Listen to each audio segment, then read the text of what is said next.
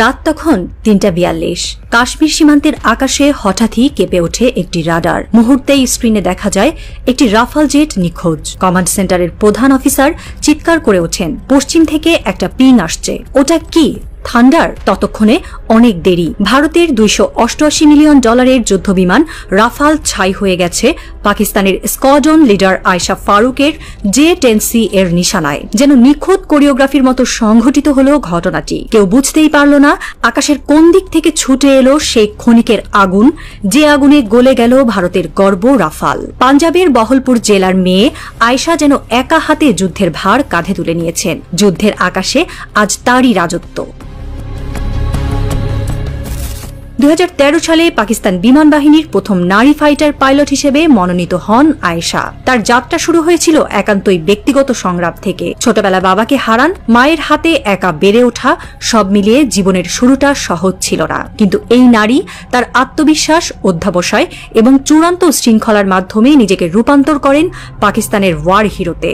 J-10C, যা চীনের সহায়তায় নির্মিত হয়েছে, তার হাতে পড়ে যেন এক একটি রণযন্ত্রের চেয়ে বেশি কিছু হয়ে ওঠে। এটি পাকিস্তানের বিমান বাহিনীর অন্যতম ভরসার নাম। গোলাবারুদের দিক থেকে কিছুটা পিছিয়ে থাকলেও ক্ষেপণাস্ত্র প্রযুক্তি এবং ইলেকট্রনিক ওয়ারফেয়ারে পাকিস্তানের অগ্রগতি আজ ভারতের মাথা ব্যথার কারণ। বিশেষ করে চীনা PL-15 ক্ষেপণাস্ত্র ব্যবস্থা আয়েশাকে দিয়েছে দূরপাল্লার ঝোড়ো আঘাতের ক্ষমতা।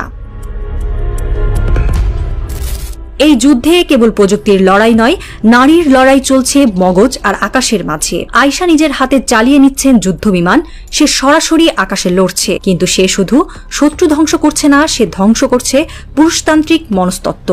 স্কোয়াড্রন অফিসার আহসান বলেন, আয়েশার ট্রিগারে চাপ দেওয়ার সময় চোখে এক ধরনের স্থিরতা দেখা যায়, যেন সে আগেই জানত এই মুহূর্তটাই সঠিক। এ ধরনের মাইক্রোসেকেন্ড ডিসিশন মেকিং প্রতিটি পাইলটের পক্ষে সম্ভব হয় না, কিন্তু আয়েশা যেন যুদ্ধে প্রবেশ করে এক অন্য জগতে। পাকিস্তানের রাওয়ালপিন্ডিতে অবস্থিত এয়ারবেস থেকে উড্ডয়নের আগে আয়েশা দীর্ঘ সময় কাটান একান্তে। তার রুটিনে থাকে শ্বাস প্রশ্বাস নিয়ন্ত্রণের চর্চা, বিমান প্রযুক্তির ডায়াগ্রাম স্টাডি এবং স্যাটেলাইট তথ্য পর্যালোচনা। এমনকি যুদ্ধ শুরুর ঘণ্টাখানেক আগে সে নীরবে নিজের মা ও বোনের ছবি একবার দেখে নেন, তারপর ট্যাক্সি রানে উঠে পড়েন। যুদ্ধের দিন ভোরবেলা 4:17 আয়েশা তার প্রথম মিশনে উড়াল দেন। তার নিশানা ছিল ভারতীয় বিমান বাহিনীর ফ্ল্যাঙ্কার এক্সড্রনের রাফাল ইউনিট। গন্তব্য চিহ্নিত করার পর মাত্র 27 সেকেন্ডে আক্রমণ, 8.7 সেকেন্ডে ধ্বংস এবং 4 সেকেন্ডে নিখোঁজ। এটাই ছিল আয়েশার অপারেশন টাইমলাইন। এই টাইমলাইন আজ পাকিস্তান বিমান বাহিনীর ট্রেনিং ম্যানুয়ালে অন্তর্ভুক্ত।